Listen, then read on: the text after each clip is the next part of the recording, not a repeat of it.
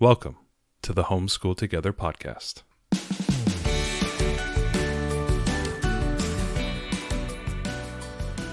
Where one working mom and a stay-at-home dad help you navigate the nuts and bolts of the growing and dynamic world of homeschooling.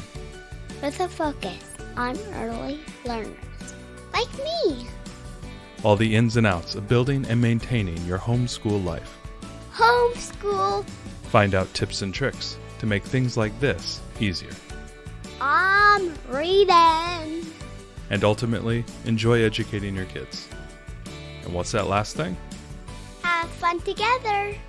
Did I do good, Daddy? Yeah, you did, sweetie. Good job. Hello and welcome back to Homeschool Together. Thanks so much for joining us. If you have a chance, head down into the show notes and you can see all the links that we have and to support the podcast and all the fun things. And to those who are asking us about the around the world guides that are out there, yes, we are working on them. Slowly but surely we will finish them and we will make sure they get those out quickly and not quickly. I mean, I don't know how much more quickly we could do them. We are working on it. Right now we're in the middle of Africa, the Around the World Guide. And then we will finish up with Oceania, which Australia, New Zealand, and the Pacific Islands as well. And we'll follow up quickly behind that. I think that will be a little bit easier because it's a little bit smaller than the rest of the guides. I think it will be. You know, people often ask us how to support the podcast. Obviously, our guides are a good way. There's a support on Gumroad. But, you know, one of the best ways you can support the podcast is if there's books that we're reviewing on YouTube or things that we're doing and you want to click through the Amazon affiliate links. That's a great way to support the show. It doesn't cost you anything. So next time you need to purchase something on Amazon, if you head through one of our links, we get a little bit of a kickback on that. And it helps to support the show. I had a writer friend who needed to buy a chainsaw. And I sent her one of our links so she could buy it through the chain. But anyway, so let's talk a little bit about, you know, the winter is ending, thankfully, for the most part. And it is quickly warming up. And we know that for a lot of you out there, the snow is melting and things are getting better. And we want to start talking about, getting outside. It's something that we've tried to be more intentional. I think we mention it every time we possibly can. Trying to get outside, like just today. It was I didn't have a kid today, and it was a wonderfully sunny day, and I went for a long 10-mile walk, and it was really, really nice. We know we want to try and be a little bit more intentional. I know a lot of us out here are doing the Blossom and Root curriculums that are intentionally nature-based and wanting to get you outside. And today we were going to be talking about kind of a fun challenge. It's like something that we're challenging our family with. The 500 hours of summer. We're going to call it 500 hours of summer. We've heard of families on the playground in our school who are doing the 1,000 hours outside challenge. And I actually had a high school, kind of acquaintance who was doing it. I saw on Facebook. I always love number-based challenges on pretty much anything, whether it's like a workout, like, do 25 push-ups a day for 30 days and all those type of things. Because I love them because they're just very obtainable and you have like an end goal. You can then take that end goal and then divide it across. 3-12-30 we were doing, which was a speed of 3 miles per hour for incline of 12. So this is a treadmill program that got really, really popular during the pandemic. It's hard. It's a 12-degree incline, 3 mile per hour for 30 minutes. It sounds easy, but it's quite hard. So we do like number challenges. I saw an acquaintance of mine was doing the 1,000 hours outside last year, and I was like, well, that's good for you because you live in San Diego. So it's sunny 370 days a year. Right, you can do that. And that would be that's like 3 hours a day. Yeah. And so I'm like, well, that sounds great to do that during the summertime. But I mean, we can't do that during the winter. I want to get out more in the winter, but I want to be realistic too with where our family's at. And we thought it would be really fun if we just cut out, half the year. And we said, what if we did 500 hours of summer starting in April and ending in September. She did the math real quick there. Shush. So it's kind of going to be a spring into summer kind of thing. And I still think this is going to be a fun little challenge for our family. Yeah. So we wanted to share with you today about what we're going to do, how we're going to be more intentional, why we're choosing to make a summer challenge for ourselves and, starting it in the month of April. And, if you guys would like to join us, that could be really fun. Yeah. And see if we can all be a bit more intentional about getting outside. Yeah, I love these things that just kind of drive you outside. It's something that you can just keep in the front of your mind. It's an easy, obtainable number, kind of that 3 hours a day. I think is on average. But let's first talk about, obviously, why do you want to get outside? We know there are the physical benefits to both the children and the parents, like, just getting outside, moving around, not being around snacks, for the snacks. like, That's the problem. anything that gets me away from the pantry, I think is a good thing. It's the beef jerky, man. I can't stay away from it. All of it. Like, even just the kids' cereal. Like, man, those knockoff Fruit Loops are really good. Oh, those knockoff Fruit Loops don't get me. It's the cinnamon toasters, the knockoff cinnamon toast crunch. Boy. I have a friend who's a cinnamon toast crunch aficionado, and I keep telling him, like, hey, dude, there are these knockoff cinnamon toast crunch. Yeah, get the Malto Meal cinnamon toasters. They're awesome. And you get like 3 times the cereal. They're really dangerous. We can't have this in our house. No, he says it's an abomination. It's he doesn't allow that. So I fed it to his kid once, and I took a picture of it and sent it to him. Be like, look, I'm feeding your kid the cinnamon toast cruncher knockoff. He didn't talk to me for a few days. But anyway, so first thing you want to know is that there's like the great benefits, right? Like, get out of the house, get away from the food, get outside, get moving, get active. I think that is like the obvious first thing right there. But we wanted to talk about some other, big benefits of getting outside. And these are the things we're going to remember when it's difficult for us and it's raining in January. We call it January here in the Pacific Northwest because April is good. May gets like really nice. And then in June, it just rains. Yeah, it's the spring cold tease. You'll get like 4 or 5 weeks across like 2 months. It'll be beautiful, sunny. Oh, wonderful. And then the rains come back for like another month or so. So in January, these are the things we're going to be telling ourselves.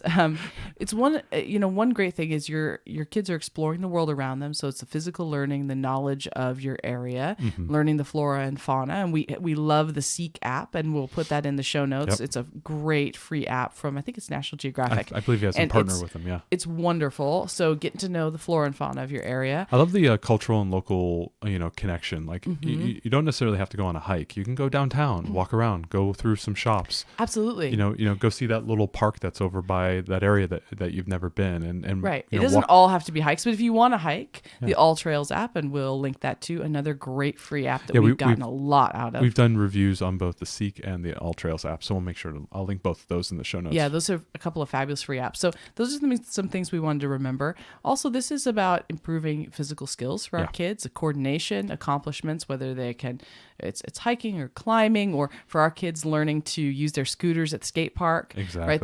There's physical achievements. There's lots of gross motor skill work that's being done outside. And then there's also benefits to, the kids maybe not as much. They don't really have to deal with this as much, but to us adults, good cardiovascular health. If you're walking a lot, sustained cardiovascular being output, outside, not sitting down, maybe moving around. All of it. Reducing obesity is obviously a big thing. A lot of vitamin D. I know, which we need up here. Yeah, if you live at the northern latitudes, you kind of have that seasonal disorder where you don't have as much vitamin D. I know during the winter we pound vitamin D really hard, just to kind of like make up for that fact that we're not outside, we're not sitting in the sun.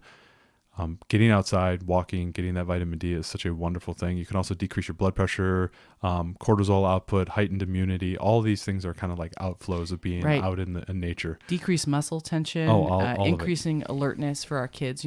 Our kids have a lot of stress to deal with, and this is a really great way to decrease that stress and go outside. Yeah. This is also a really great time for our kids to just be kids and play, use imagination. I remember going outside as a kid and having a fort. I don't know who else had a fort. I had a fort, and it was really fun. And we built it ourselves, and we would play for hours outside. And it's that open, unstructured play, which I think is so great. But there's like a deep play element there. Like sometimes you'll get so into what you're playing, and you'll do it for an hour, 2 hours, things of that nature. I think that's something that might be missed. Like, you're building social skills too between the kids. They're working things out when they're making up their games, or they're building their fort, or whatever it is that they're doing. I think it's nice to have that time. There's so much of the day is planned.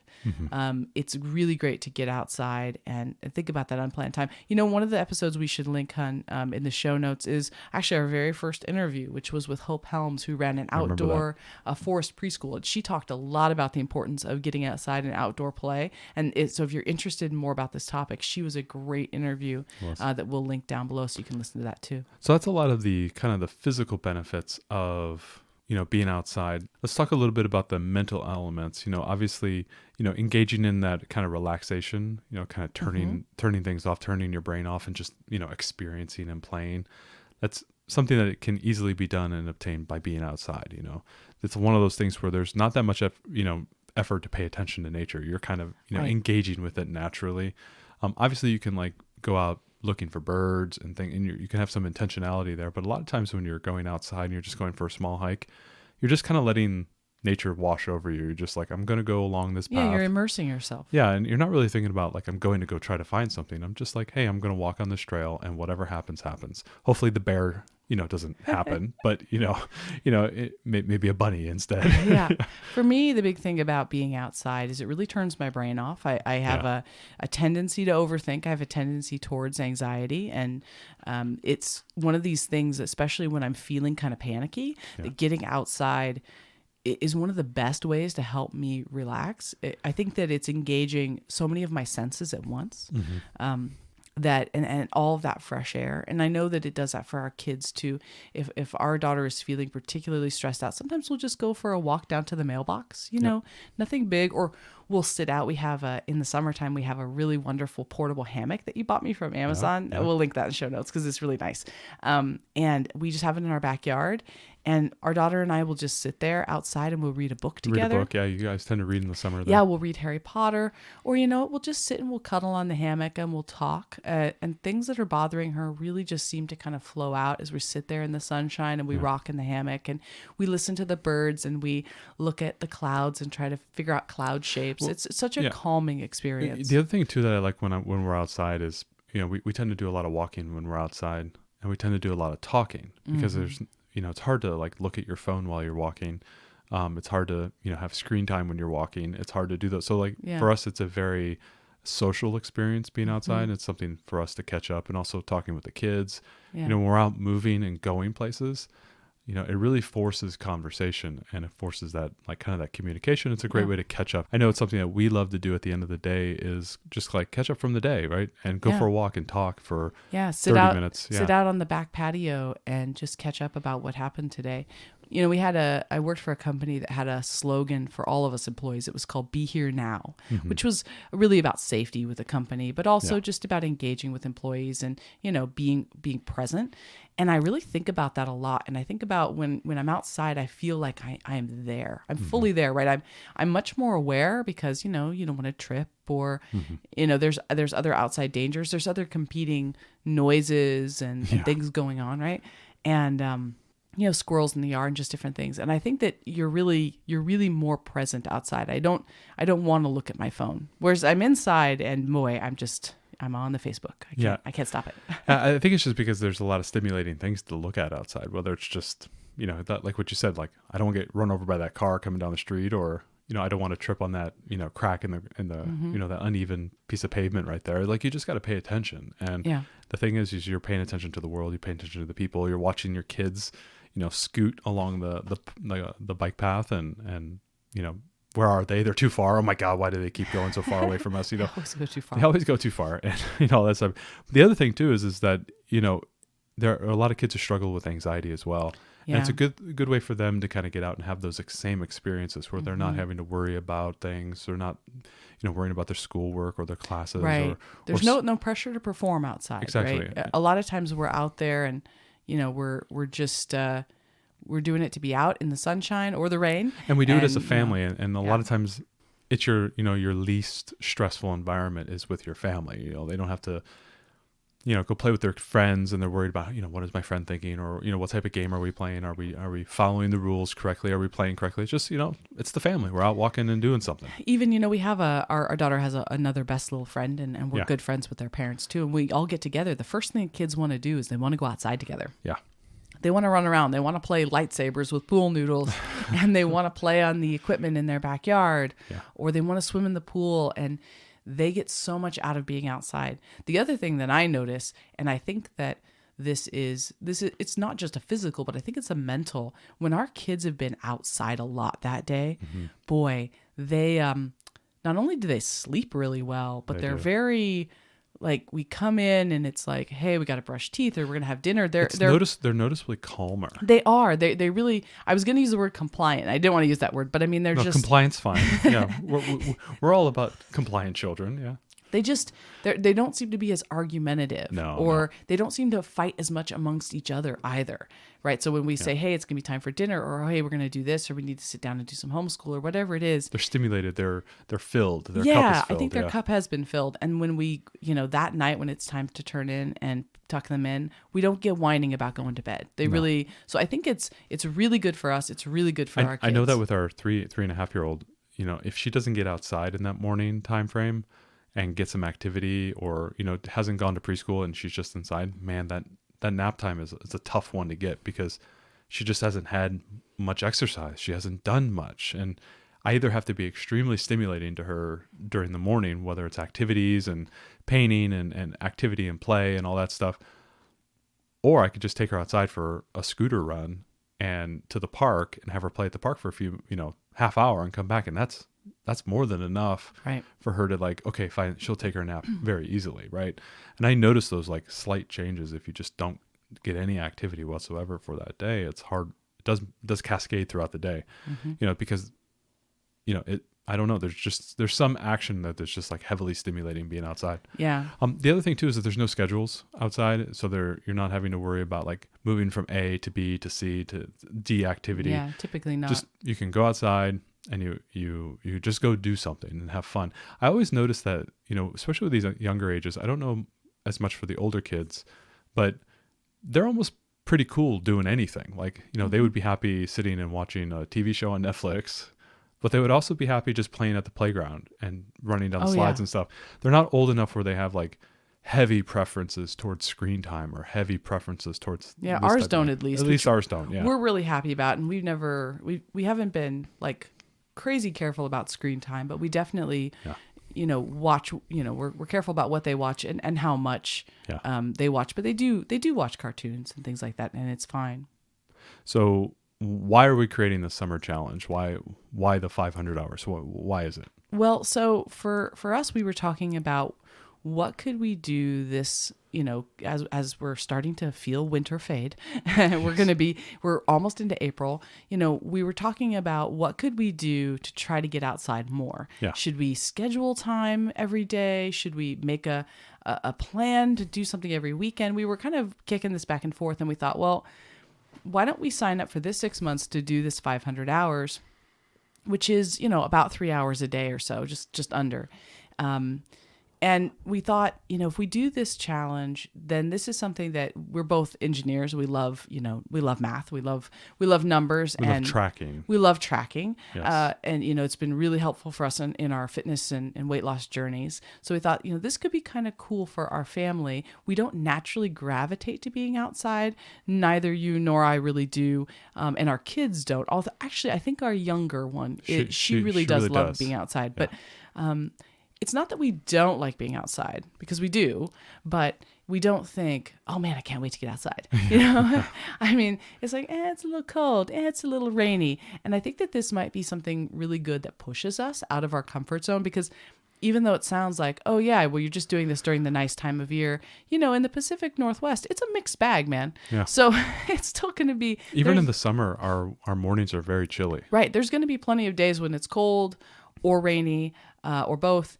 And I'm hoping that, we're hoping that by putting something that we can track and we can log, that this is going to help us be more intentional about being outside.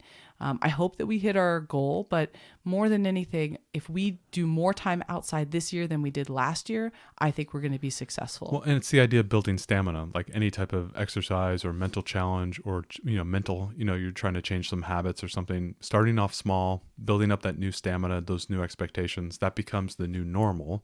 That's something really cool about humans, is that we can adjust to whatever the new normal is very easily. And if you make something intentional, it just becomes an easy thing. If you do it for 6 or 7 months straight, like we're trying to do here, that just becomes the new normal. And then, right. So we're hoping we could form a habit. Yeah. We form the habit so that in the winter, maybe we will be more intentional, above and beyond what the historical norm has been. Right. And we did do a lot of walking last summer and into the fall. And we did notice during the winter that we did keep up that habit. We tried. Not to the same degree, but we definitely walked way more than we did the winter before. We looked outside and said, hey, it's not raining. Check the rain map. Or it's only raining lightly. And I think we could do this. Get the kids out in their rain jackets. I think we could go for a walk, or even Right. just up and down the street a bunch of times. Right. We chose to do that a lot more because I think we had built that muscle memory, Mm-hmm. that stamina from the summer, and that was able to carry forward going, into the new year. Right. I'm also hoping that this challenge will help us to identify more things that we like to do outside. Correct.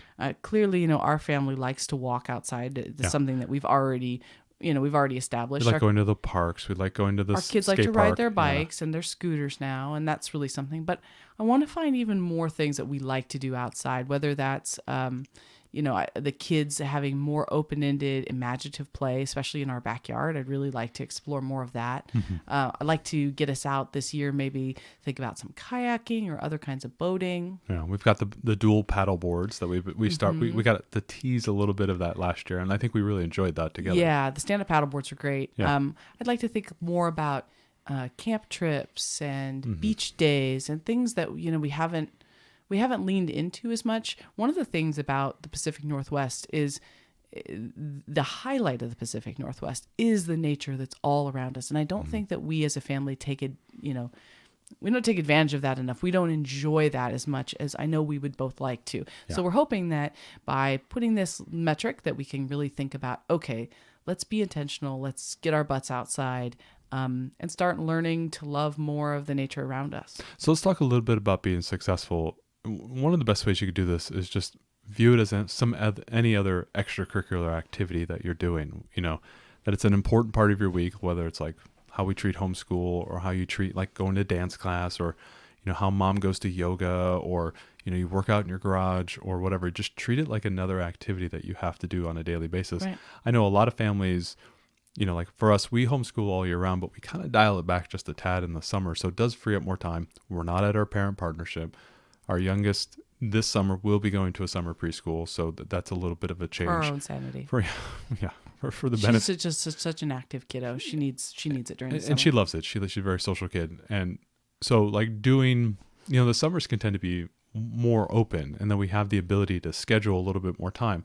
I remember last year at the end of summer, I realized, oh my gosh, as the fall came on, I was like, man, I'm going to be really busy. I was really enjoying the downtime in the summer, which wasn't necessarily the downtime, but it was the ability of the freedom to do whatever we wanted, right? Exactly. So when you are in the summer and you're on these kind of like, especially when the days are getting longer, the sun doesn't set as early and it gets up earlier in the morning, you just feel like you have more of the day, right? Like, it's not like the dead of winter where it's like you have like 8 hours of sunlight and that's all you get. We took like walks after dinner. We actually moved our dinner time earlier last year during the nice part of the year so we could take a walk after dinner. Yeah. And I have to say, we slept better. Oh, yeah. My stomach was like better settled and stuff after dinner.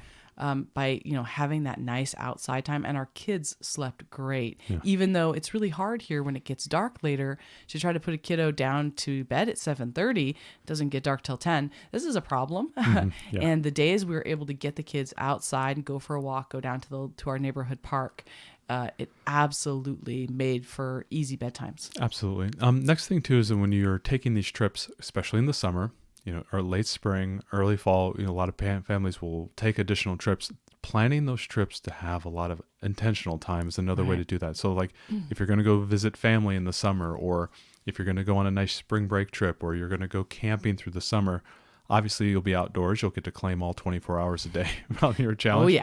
Oh yeah.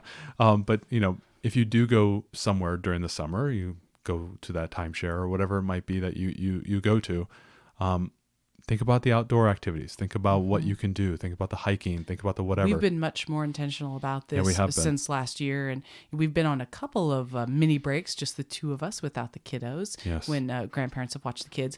And each time we call them our walkcations. Yes, our walkcations. And we have planned some good, hiking paths, and we're looking forward to a vacation we're going to take later this summer, and we're going to, we're already looking at, okay, where's the family-friendly hikes at? Yeah, exactly. Which ones could we take scooters on? Which ones would we walk to? Where's the waterfalls that we want to go see? And, exactly. We love destination hiking, so I think that's a really great way. Definitely makes it easier if there's a destination thing at the end. Yeah, come on, girls, we got to make it to the waterfall. We're almost there. Another thing too is to ensure success is to track it. As we said earlier, we enjoy tracking. We do numbers.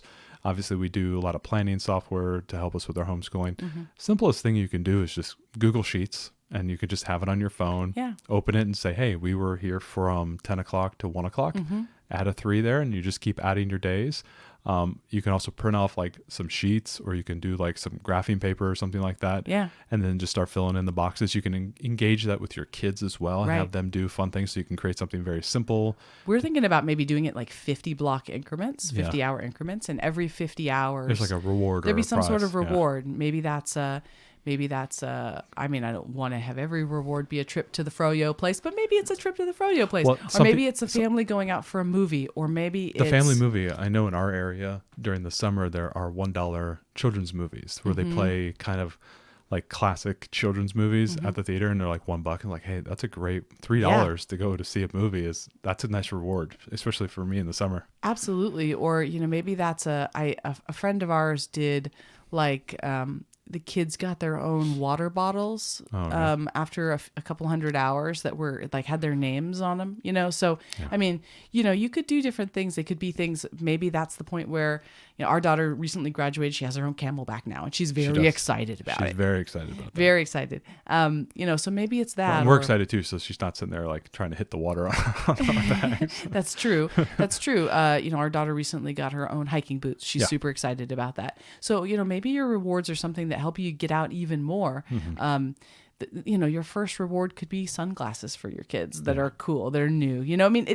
Or maybe you don't buy something. Maybe it's a special meal that you all make at home, or a special family movie night at home. It doesn't have to be something that costs money necessarily, but we were thinking like it would be really cool if we did those rewards, and if we did it in 50-hour increments, then every month there would be at least one or two, one reward, and that would be a really fun thing to keep everyone kind of going and be mindful. Otherwise, tracking kind of falls off. Yeah. If there's not something to kind of like look forward to. Yeah, one of the best ways to obtain a goal is to break that goal into smaller goals. Right. It's kind of the Kanban methodology, where it's like I'm everything that I'm working on is an achievable thing. That's a very narrow time span. Right. One day we'll talk about Kanban and how you can use that in homeschool, but that is a great way to make things achievable. I really agree. So we have a little kids abacus, and I was thinking that might be a fun way to track too, because it's all the different dots are all colored. That's a little like wooden one, and I thought that could be fun too. You just kind of put that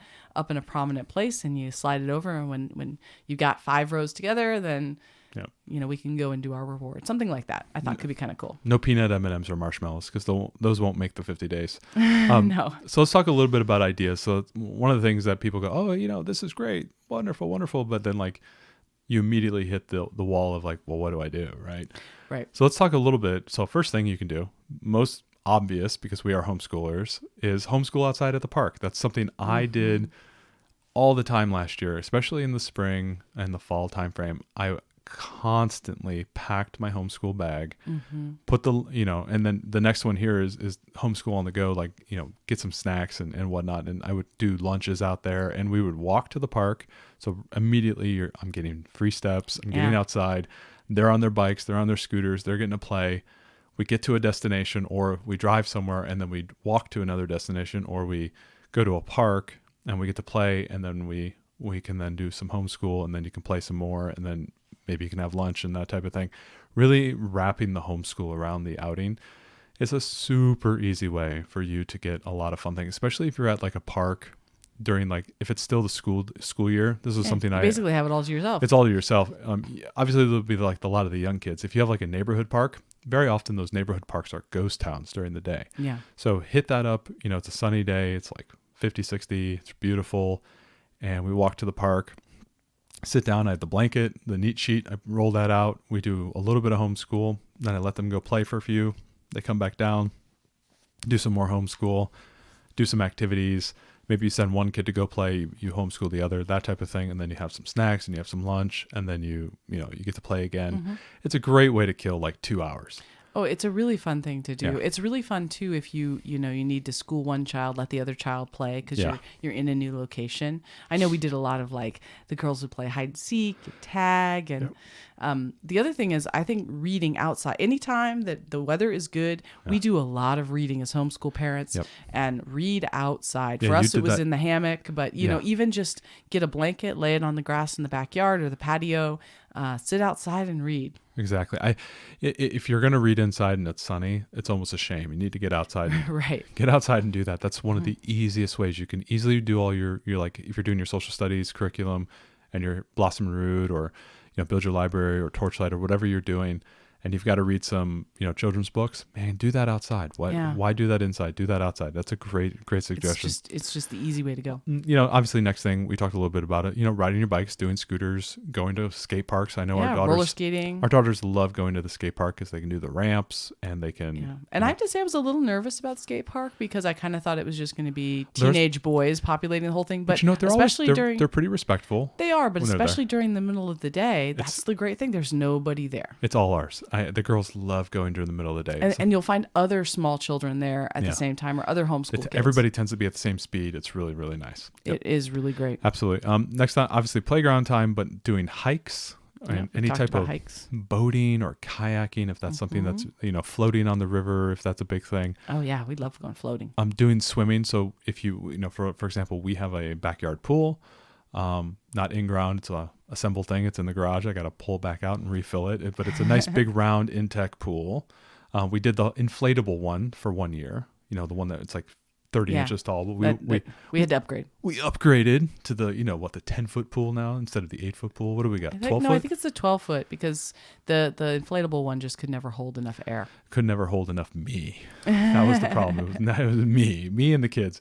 But now we got the bigger one. It's a little bit taller. It needs a step ladder to kind of get into it. And it's a lot of fun. Obviously, if you have a community pool that you want to go to, the YMCA does not count because it's indoors. Yeah. Well, some Ys may have outside pools. They may have some outdoor ones. And depending on your location. Yeah, absolutely. But that's a good one. Also, going to the lake. Yep. That's a good one to do. I actually used to like, because most of the lakes around here, the big ones, almost always, if it's not like a tiny lake that's surrounded by like 5 or 6 homes, one of these like little micro lakes, if it's a bigger lake, it almost always has a park on that edge of that lake, and they almost always have some walking trails. There's like a pavilion there you can eat lunch. Yeah, it's a great place to go for the day. I would just find all these big lakes, and I would just go. Last summer, just go to one of those lakes, and we would kill 3 or 4 or 5 hours doing that. And this is a really good time to look and see if your state has any kind of special pass that you need. Here in Washington. We need like a Discover Pass, and we can get into all kinds of different locations. I think that getting a Discover Pass or a Northwest Forest Pass or National Park Pass or, look at your state's appropriate pass. I think that is also a really great idea to encourage you to get out and be more intentional, because a lot of times they have lists of places you don't know about. It's a sunk cost. So you're like, I need to, I spent this money for this pass. And now I need to make it worth the money that I spent. I need to do my 20 trips. Otherwise, this is right, exactly. Money, yeah. And you feel it, and it helps you explore. When we had our Discover Pass, we went to so many new places we had not been to before, because it was like, oh yeah, well we paid, we got to use it, And so we went to those places and discovered a lot of great parks. Absolutely. So obviously, next one is camping. Yeah, we're totally going camping. That's worth like 36 hours right there. Yeah, right there. No, literally. Like I would say, if you're sleeping in a tent, that's outdoors. Like you even get the sleeping time. If I don't have an indoor potty, that is outdoors. That's all I gotta say. That's a great point. If you don't have an indoor potty, but what if you do have a potty on the inside? Do you not count it? Does not count as indoor plumbing. What about the Home Depot bucket thing? No, that's not indoor plumbing. Well, technically it's indoors, and it's not indoors. The plumbing's very limited. There's mesh. This is not indoors. Okay, so there you go. You get to count all the sleep. That's time. right. Hey, you are breathing the fresh air. All of it. You are. It's cold. It's cold, especially in the Pacific Northwest. Yes, it's cold all night. You go camping in the mountains. It's like it's gonna get 38, 39 degrees when you're camping. Oh yeah, it gets cold at night. It gets cold at night, even in the summer.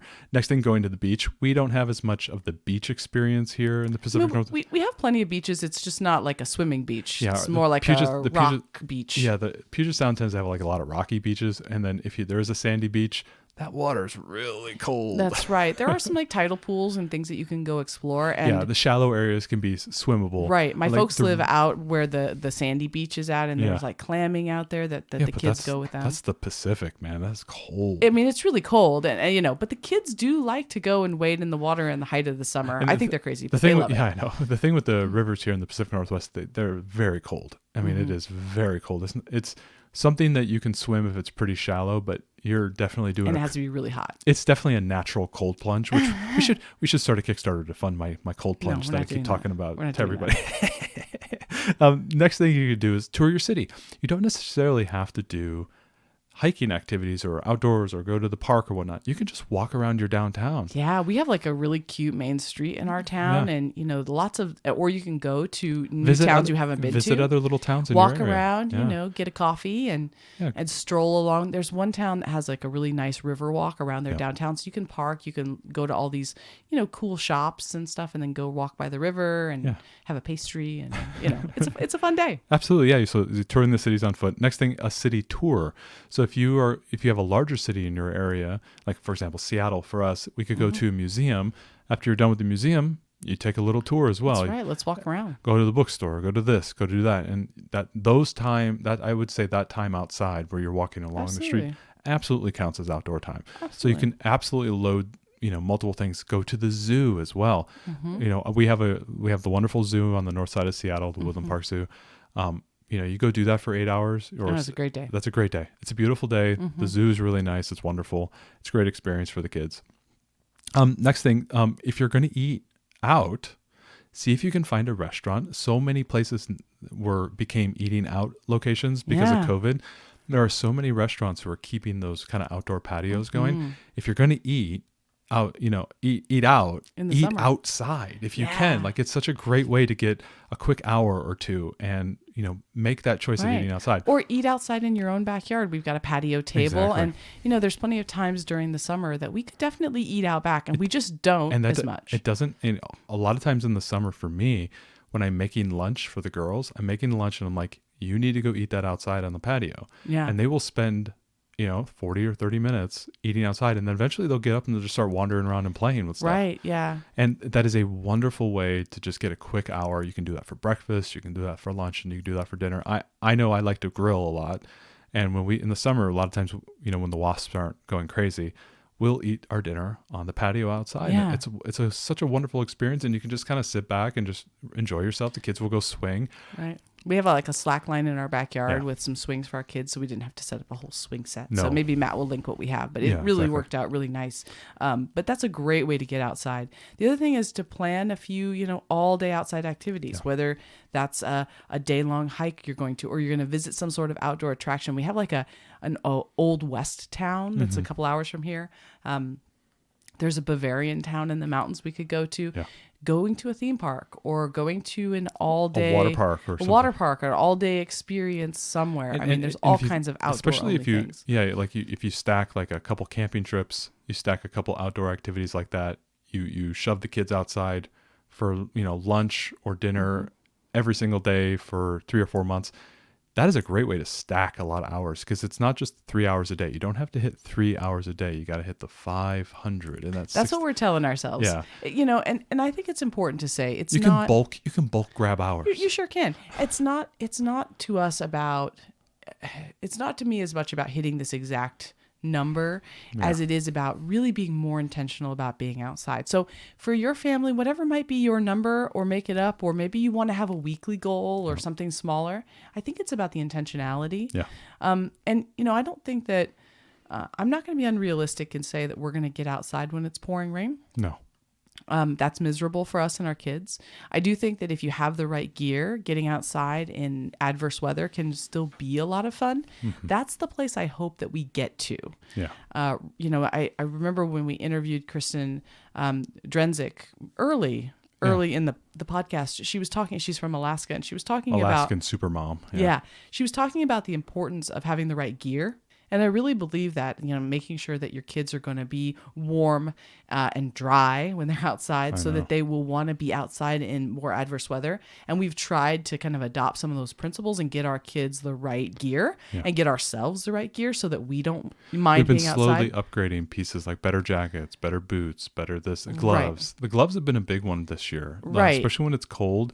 They're willing to go scooting as long as their hands are warm and they've got something on. They obviously got their helmet, but sometimes you put like the ski cap on or something like that, and they got the nice jacket. They almost like take the jacket off, but they keep those gloves on. Yeah, the gloves have been really important. You got me some really terrific rechargeable hand warmers. Come on, tell everybody. Yeah, they're USB rechargeable hand warmers, and so you just click them on, and I can hold them in my pockets. I love them. Matt got them for me. You got them for me. I had a friend. It was almost like a Valentine's Day. It was around Valentine's. I'm going to call it Valentine's Day. Very romantic. Very romantic. Yeah. What else could I give you? They look like scarab beetles, but anyways, they're wonderful. I gave you the gift of warmth. Right. Human, we've been doing prehistory, humanity chased fire and warmth for years. And I gave it to you in modern Prometheus. Lithium ion battery technology. So those are really wonderful. So as much as I believe in having all the right gear and things, I'm not unrealistic in that I think that on these really rainy days, we're going to get outside just to get outside. I don't think that committed to it yet. But maybe my hope is that maybe we'll get there. We got to get that. We got to get the swing out front, like the bench out front under the overhang of our porch, so we can sit out front while it's raining. Well, that's one of the reasons why I want to get the gazebo out back so that we can. Yeah, the Costco gazebo. The Costco one, so we can sit outside. Yeah, it's true. Yeah. But yeah, this is where we're going to start. So this is our 500 hours of summer challenge. Yeah, we join us. Encourage everybody out there to do the same. If you're not a family that likes to get outside right now, maybe take this on with us and see how that goes. Maybe you'll periodically post what our status is. Yeah, we'll check in with y'all and let you know how we're going towards it. I mean, maybe it's not going to work for us, but I really hope that by putting this in place and by telling you all about it, you all are keeping us accountable. Publicly accountable.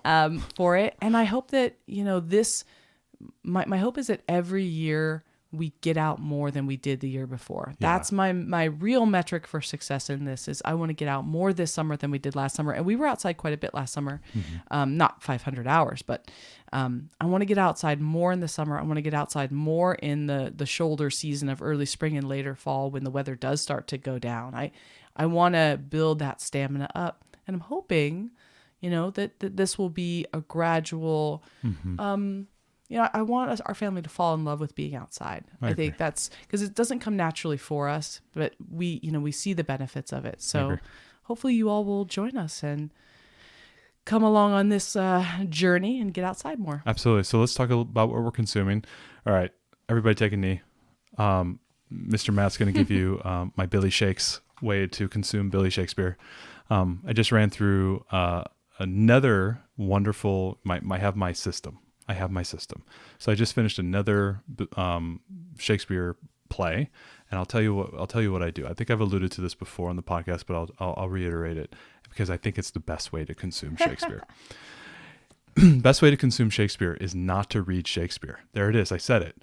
Don't sit and read it like on the book. See, Ariel can look up on the shelf, and there's I got 20 of his plays up there.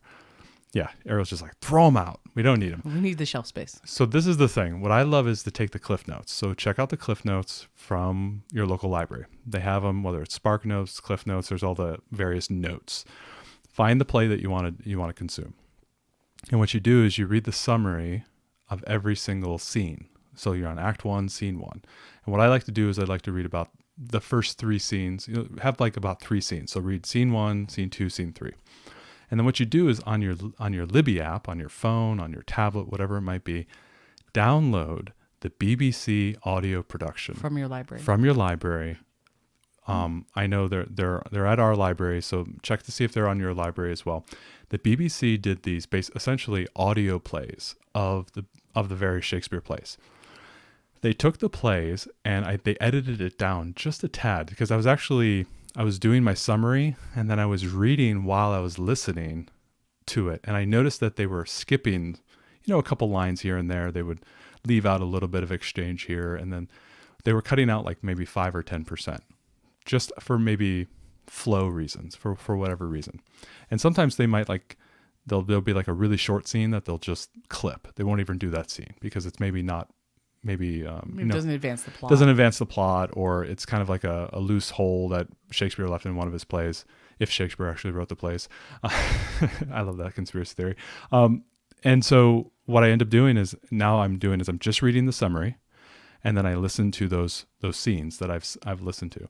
It makes it so much more enjoyable because the problem with a lot of like literature, especially Shakespeare, is you have the kind of the language of what you're reading, the challenge of actually reading it because it's not in contemporary language. Then you have the plot that you're trying to figure out, that you're trying to learn. Okay, what is this person saying? What's happening? And then what is the underlying meaning that's happening there? Like what's the complexity of the story? What is Shakespeare trying to say? You have those three challenges, and to attack that as one thing as you're reading the play is a very challenging thing. And so what I like to do is I like to remove the hardest part of it, which is the plot, and make that easy. Like, because you know what's coming. And the meaning, right? And the meaning, yeah. Like, you know what's coming, and then you can enjoy it, because maybe you'll miss like 20% of the references, or some of the, the flowery analogies that he might have put in there that might be, some Old English reference that you need to have a translation guide. It makes it way more enjoyable and way more easy. So if you've got a kid out there who is really interested in reading some Shakespeare, or you're interested in reading Shakespeare, just to maybe help you in your homeschool, my method is get the Cliff Notes, read the summary. You can even read the commentary as well, but just at a minimum, read the summary for like 3 scenes, and then go listen to those 3 scenes using the BBC audio versions of those plays. I have enjoyed this immensely. I just got done with Hamlet and Macbeth this year, and I just finished Merchant of Venice. Last year I did King Lear and Julius Caesar, and they've done pretty much every single one of the BBC has done every single one of his plays, and I have loved this process. And so if we were going to do this with a student, yeah, what would you say? Would you say maybe well, obviously the student's got to be old enough, but they can read the Cliff Notes version, or even an adult can read and summarize, and then you can listen to the language together and really absorb that. Because this is the thing, when you're reading Shakespeare on the page, the emotion and the inflection of the voice and the how the actor portrays that, and is this a tense scene, or is this like kind of a playful scene? It's hard for that to, like, for you as like, most of us are laymen when it comes to plays, right? And we don't get that. It doesn't just leap off the page, right? Well, and they weren't meant to be read. They're not meant to be read. They're meant to be performed. My contention. Yes. Yeah. I mean, they weren't written so that we would sit and read them in a book quietly. You were meant to see them. Yeah, this really came through when I listened to King Lear last year, and how intense a lot of the acting was, and how, like really loud and yelling, and then how some of it was so sarcastic and, angry, and that I just don't think that would have come off on the page. And these actors embody the characters. And it just, for me, listening to really good actors perform Shakespeare is immensely more enjoyable than just sitting there and just dryly reading it on the page. And so if you're looking to get into Shakespeare, you're looking to get your kid into Shakespeare, or you got like a teenager and you're doing a little bit of literature study, I would highly, highly, highly recommend doing this method and using the BBC, audio versions of the books, of the plays, and then using the Cliff Notes to kind of summarize it. Maybe use an educator so you can know what's coming in, and maybe even read the commentary and say, okay, we're going to read Act 1 this week, or over the next 2 days, we're going to read Act 1. We're going to read the summary and the commentary, and then we're going to listen to it. And then we're going to talk about what we heard and how the actors are acting. It's the way to do it. I remember so many years of just like slogging through, the classic Shakespeare text where you're trying to analyze the words, and it's just so not exciting. Listening to them perform it makes the plays come alive. And also, it has given me a real appreciation for Shakespeare more than any other experience that I've ever had. And how beautiful the language. It's one of those things where Shakespeare is not meant to, like what you said, it's not meant to be read. It's meant to be listened to and watched. Yeah. And this type of experience, I think, has really brought it out for me. So if you're out there, that's my little Shakespeare tutorial. Right. And if you're interested in Shakespeare for younger readers, we have a really terrific book. We'll link in the show notes that we got for our daughter that is an abridged version of it that's more just telling the story. It's more of a narrative story. Yeah. Right. It's not like in a kid's the version. original language. They tend to be like 6 or 7 pages per play. Yeah, but it's a really good introduction if you've got younger kids and you're just wanting to get into Shakespeare. Exactly. So we'll link that too. Thanks so much for joining us today and making us a part of your homeschool journey. Please engage with us on social media. Join our Homeschool Together podcast group on Facebook and find us at Homeschool Together Podcast on Instagram. We'd love to hear your feedback, questions, and recommendations. Until next time. Happy homeschooling!